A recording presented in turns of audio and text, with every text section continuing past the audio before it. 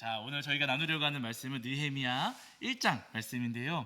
여러분, 느헤미야 잘 아시는 것처럼 이 느헤미야는 페르시아 시대 아닥사스다 왕 시절의 인물입니다. 이제 느헤미야 오늘 저희가 함께 읽으신 본문 1장 1절을 보시면은 아닥사스다 왕 20년 이렇게 소개하고 있거든요. 아닥사스다 왕 20년 이렇게 소개하는데 저희가 이제 뭐 살펴보진 않았지만은 에스라 7장 7절을 보시면은 에스라가 예루살렘으로 돌아왔을 때는 아닥사스다 왕 제7년이라고 소개를 하고 있어요.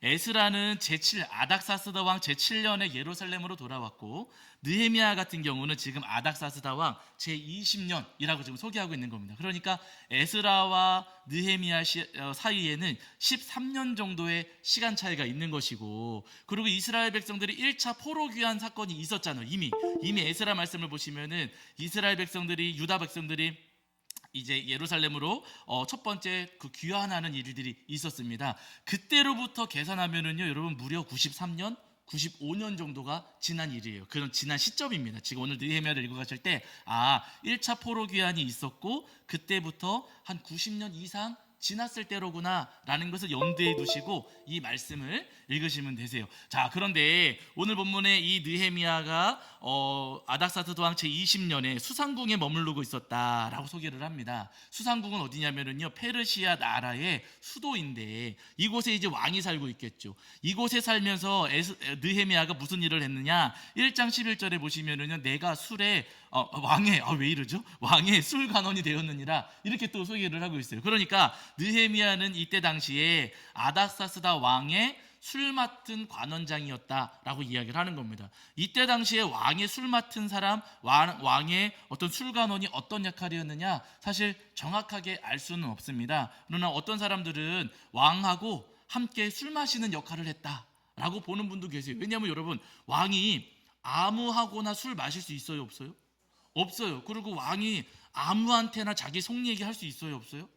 없어요. 그러니까 술잔을 기울이면서 자기 속마음을 터놓고 이야기할 수 있는 사람, 그래도 아무런 해코지하지 않을 사람, 그런 역할을 맡았던 것 아니겠느냐 하는 분들도 계시고, 또 어떤 분들은 저희가 창세기 요셉과 관련된 사건에서 확인할 수 있는 것처럼 왕이 마시는 술을 만들던 사람이 아니었겠느냐라고 하는 분들도 더러 계십니다. 어떤 역할을 맡았었는지는 정확하게 알 수는 없지만, 그러나 한 가지 분명한 것은 뭐냐면요, 이 느헤미야가 왕의 술 관원이라고 이야기했을 때 왕과는 굉장히 가까운 사이였겠구나, 이거 한 가지만큼 분명합니다. 정확하게 어떤 역할이었는지는 알 수가 없지만은요, 왕하고 굉장히 가까운 사람이었구나 라는 것만큼은 우리가 확인할 수가 있다는 거예요. 그러니까 여러분, 이 느헤미야는 포로지에 끌려온 그 포로들의 후손이었음에도 불구하고 왕과 굉장히 가까운 위치까지 올라가는 그런 사람이었다는 거예요. 포로로 끌려온 사람들의 후손이었음에도 불구하고 굉장히 높은 위치까지 올라갔습니다. 그런데 어느 날 이 느헤미야가 형제들 가운데 한 사람으로부터 예루살렘에 대한 소식을 듣게 돼요. 오늘 2절에서 말씀을 하고 있는데, 형제 가운데 한 사람이었던 하나니가 예루살렘에 다녀온 거예요. 그러니까 이 느헤미야가 하나니에게 묻습니다. 지금 저는 예루살렘에 가본 적이 없는데 예루살렘의 처지는 어떻습니까? 그곳에 살고 있는 유다 백성들은 어떻게 지내고 있습니까? 다들 잘 지내고 있습니까? 하고 느헤미야가 하나니에게 물었습니다. 그랬더니 하나니가 대답을 해요. 자, 1장 3절입니다. 1장 3절. 자, 1장 3절 말씀. 1장 3절입니다. 함께 읽겠습니다. 시작. 그들이 내게 이르되 사로잡힘을 면하고 남아있는 자들이 그 지방 거기에서 큰 환난을 당하고 능욕을 받으며 예루살렘 성은 허물어지고 성문들은 불탔다 하는지라. 하나니가 대답을 해주는데, 남아있는 사람들이 거기에서 복을 받았어요, 환난을 당했어요? 환난을 당했다 라고 이야기하고, 그리고 능욕을 받고 살고 있고, 성은 잘 지어져 있습니까? 허물어졌습니까? 허물어졌고, 성문들은 온전해요, 불탔어요? 불탔다 이렇게 이야기를 해요. 지금 예루살렘에 살고 있는 사람들은 큰 환난을 당하고 있습니다. 능욕을 받고 있고, 성은 다 허물어져서 폐허가 되었고, 성문들은 완전히 불타버렸습니다. 지금 그 돌아간 이스라엘 백성들, 유다 백성들을 보호하고 지켜줄 수 있는 것이 아무것도 없다는 거예요. 아주 그들의 삶의 처지가 엉망이고 황폐합니다 라고 하는 겁니다. 그럼 여러분, 지금 예루살렘에 살고 있는 사람들이 굉장히 어렵게 살고 있습니다. 황폐합니다. 불탔습니다. 무너졌습니다. 능욕받고 있습니다. 환난당하고 있습니다 하는 소식을 들었을 때 우리 같으면, 나는 지금 수산성에서 그 페르시아의 수도에서 아주 높은 자리에 올라가가지고 왕 측근이 되어서 나는 잘 살고 있어요. 그런데 저 멀리 동족들은 어려움을 당하고 있다고 합니다. 그럼 어떻게 하시겠어요?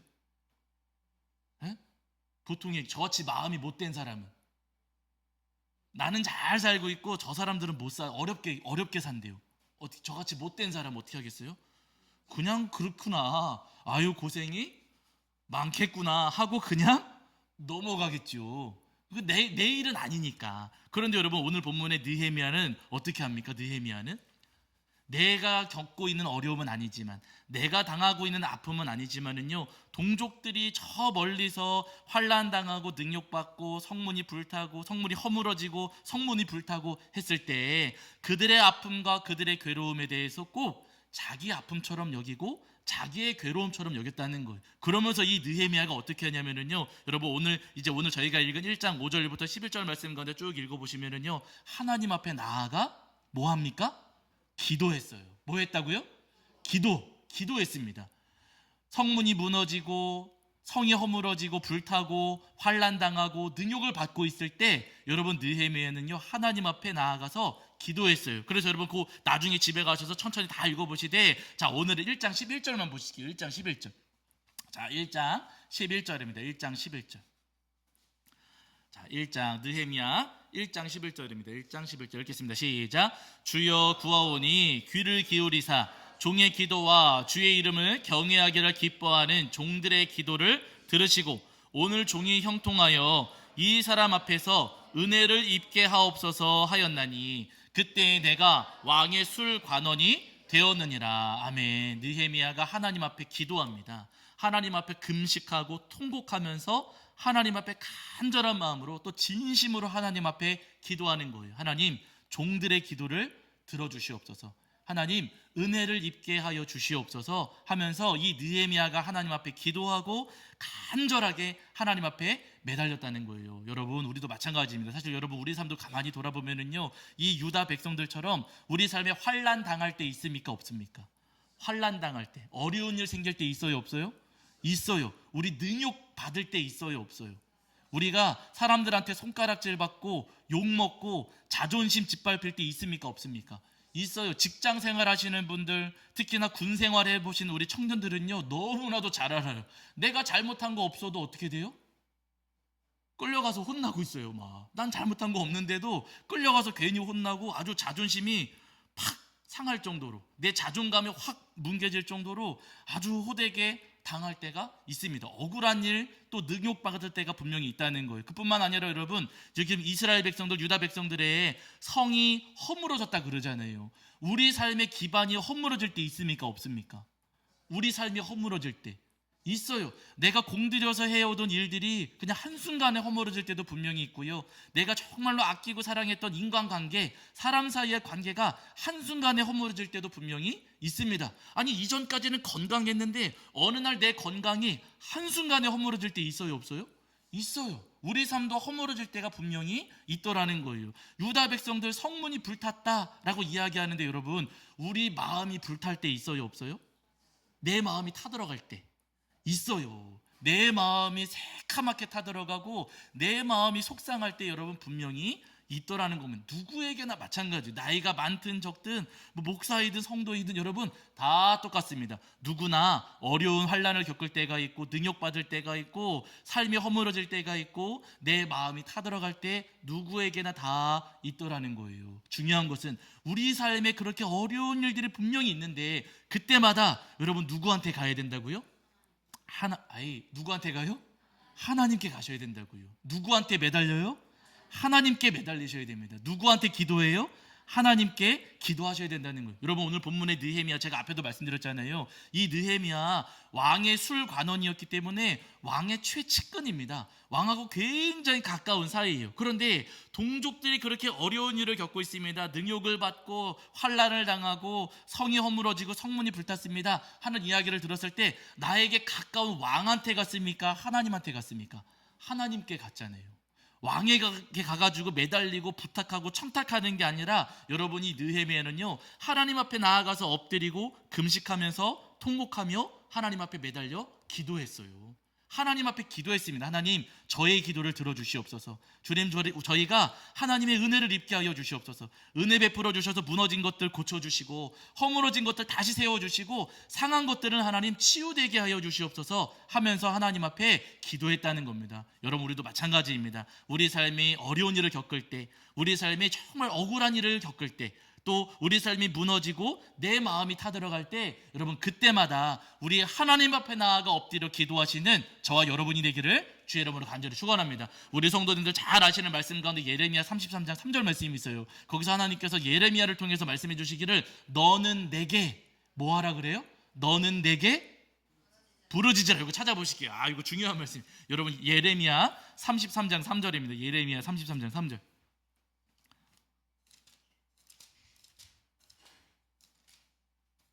자, 예레미야 33장 3절.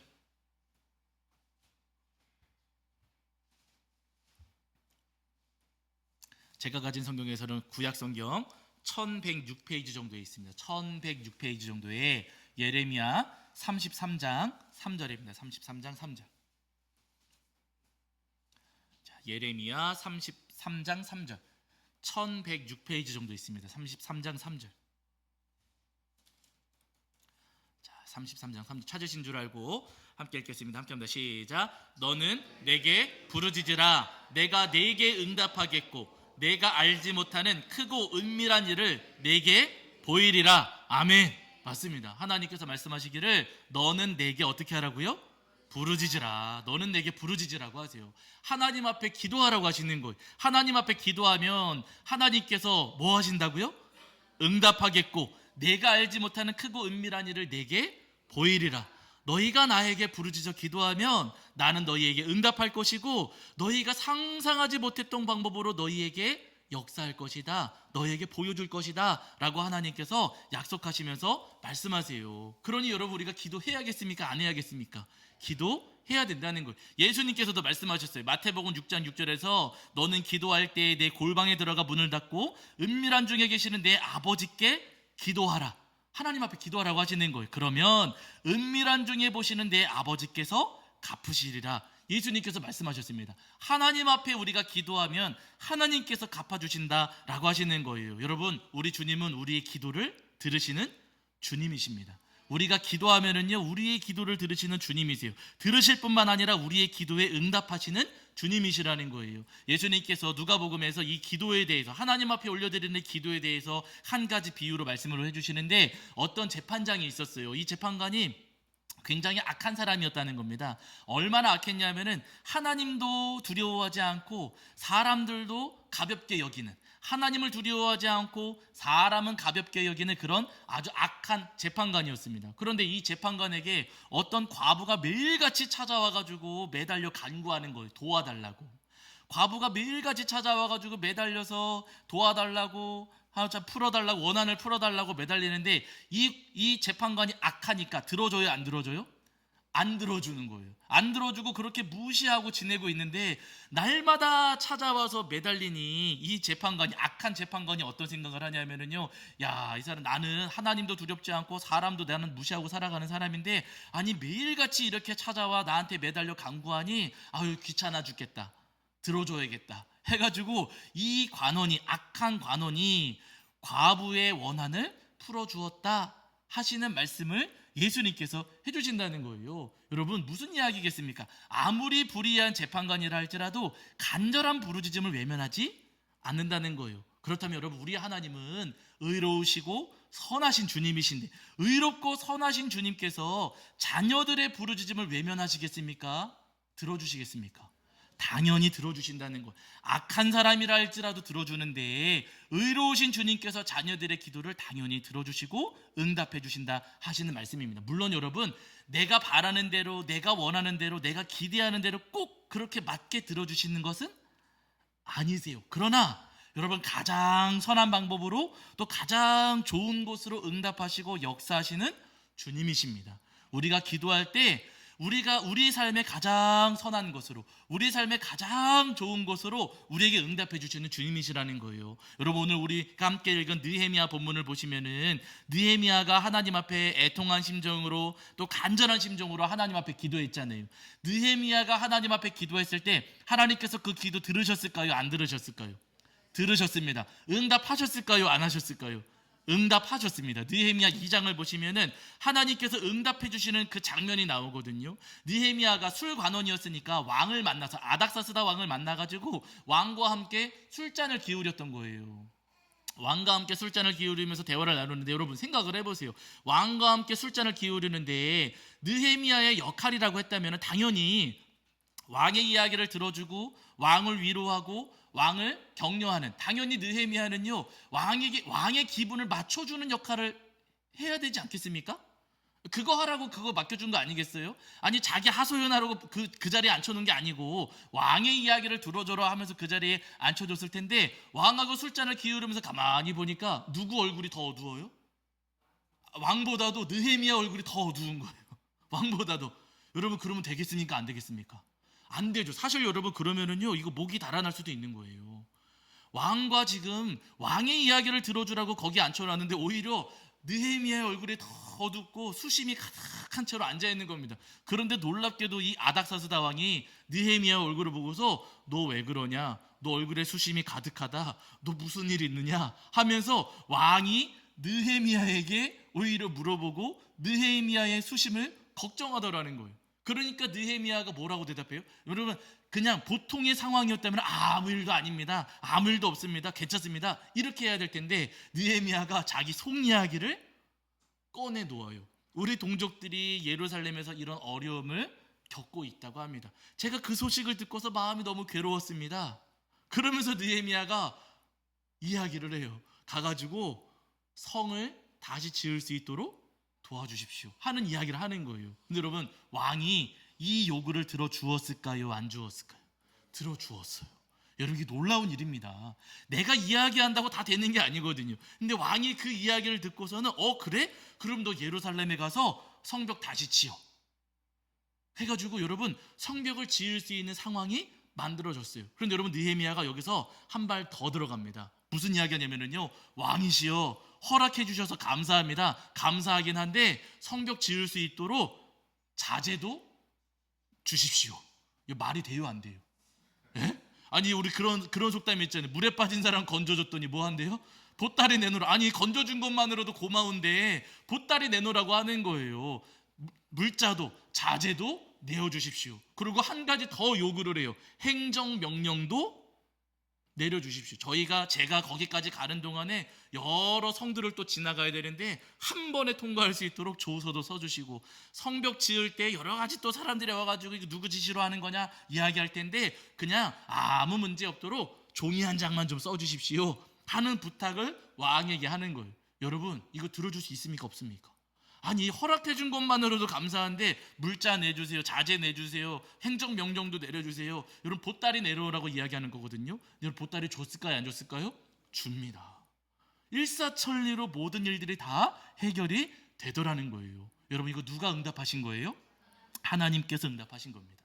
느헤미야는 하나님 앞에 기도했을 뿐이에요.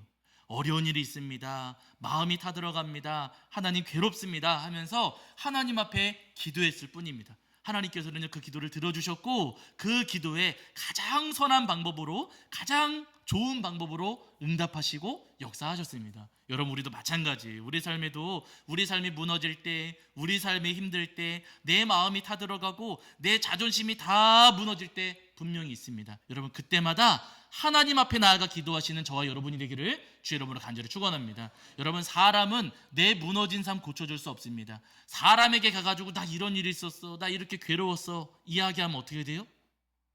어떻게 돼요?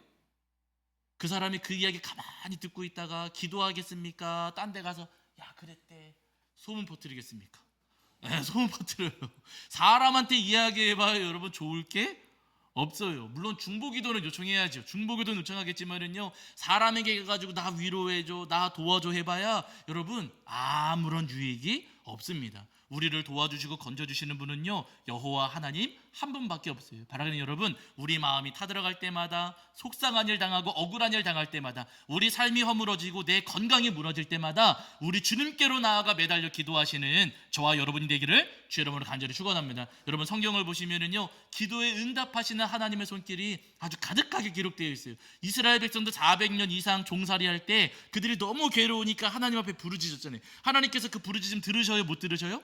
들으셨어요. 들으시고서는 이스라엘 백성들을 애굽에서 건져내어 주셨습니다. 히스기야가 여러분 병 들어가지고 죽게 됐어요. 여러분 기억하시잖아요. 저희가 수요일날 말씀 나누지 않았습니까? 히스기야가 병 들어가지고 며칠만 있으면 죽게 된 거예요. 그 소식을 이사야를 통해서 들었습니다. 이사야가 며칠 있으면 죽을 테니까 준비하십시오. 말씀 전하고 나가는데 이사야가 나가고 나니까 히스기야가 그 다음에 뭐 했어요?